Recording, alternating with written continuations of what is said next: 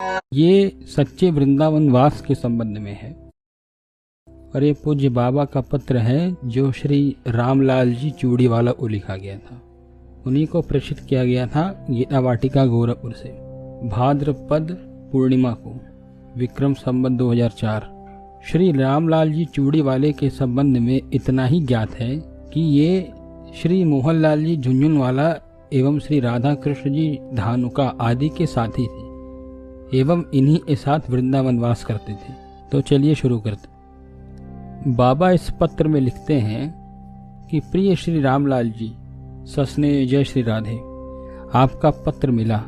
असल में आप सभी लोग वृंदावन जाकर एवं वहां रहकर भी श्री वृंदावन धाम बिहारी को नहीं देख पा रहे हैं। आपको जागरण स्वप्न सभी समय अधिकांशतः संसार ही दिख रहा है। यही कारण है कि जैसा जीवन होना चाहिए आप सभी का वो हो नहीं पा रहा है। जब तक आप पूर्ण दृढ़ता पूर्वक ऐसा नहीं चाहेंगे तब तक दूसरा कोई ऐसा कर दे, यह तो सर्वथा आशा त्याग ही देनी चाहिए। भजन जब तक आप स्वयं नहीं करेंगे, कोई अन्य उपाय जीवन को भगवदीय बनाने का मेरे दृष्टि में तो नहीं है। भजन आपको ही करना होगा, चाहे आज करें, कल करें, मृत्यु के समय तक कभी भी करें, अथवा जन्म जन्मांतरों में मानव जन्म पाकर करें, करना तो आपको ही पड़ेगा। यदि अभी से सावधान होकर कर लिया तो अनेक जन्मों के गर्भवास का, मृत्यु एवं बुढ़ापे के दारुण कष्टों का विराम हो सकता है। अन्यथा ये सभी क्रम अवश्यंभावी है। इनसे बचना एक प्रकार से असंभव ही है। अभी भजन करना कठिन भी नहीं है, मात्र प्रमाद का ही त्याग करना है और कठोरता से इन नियमों का पालन करना है।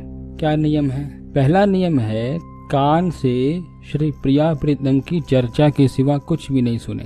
दूसरा शब्द जहाँ तक संभव हो कान में पड़े ही नहीं। दूसरा है आंखों से प्रिया प्रीतम संबंधी वस्तुओं के अतिरिक्त अन्य वस्तु देखे ही नहीं। और तीसरा है वाणी से राधा कृष्ण की पुकार ही लगी रहे, वाणी से। यदि ऐसा हो गया तो निश्चय ही मानिए फिर जीवन वृंदावन विहारी को निश्चय ही अर्पित हो जाएगा। ये तो बिल्कुल पक्की बात है। आपके जीवन की ऐसी रहनी होने पर निश्चय ही एक दिन प्रिया प्रीतम प्रकट हो जाएंगे और आप उनके दर्शन कर कृतकृत्य हो उठेंगे। आप लिखते हैं कि आपको ज्वर आ रहा है और ज्वर आधिक्य के कारण आप महारास देखने नहीं जा पाते हैं, उस सुख से वंचित हो रहे हैं। सो सभी बातें ठीक है, किंतु मेरा तो यही कथन है कि कहीं आप इस ज्वर ताप को विरह ज्वर में परिवर्तित कर पाते तो फिर महारास का ऐसा दर्शन होता कि सर्वत्र अन्य कुछ देखना स्थगित हो जाता। अवश्यमेव इतना सौभाग्य तो आपका है ही कि आप में रास दर्शन की इतनी विकलता है। आपने लिखा कि मैं ऐसी कृपा करूं, सो आपकी मेरे प्रति सद्भावना है। भाई निश्चय मानिए वर्तमान में मुझमें ऐसी योग्यता नहीं है। यदि मुझमें ऐसी योग्यता होती तो निश्चय ही मैं अपनी और आप सभी की ऐसी स्थिति कर देता।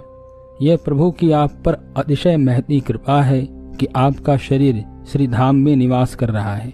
अब मन में व्रजधाम और बस जाए, यह भिक्षा श्री राधा रानी से आप ही मांगिए।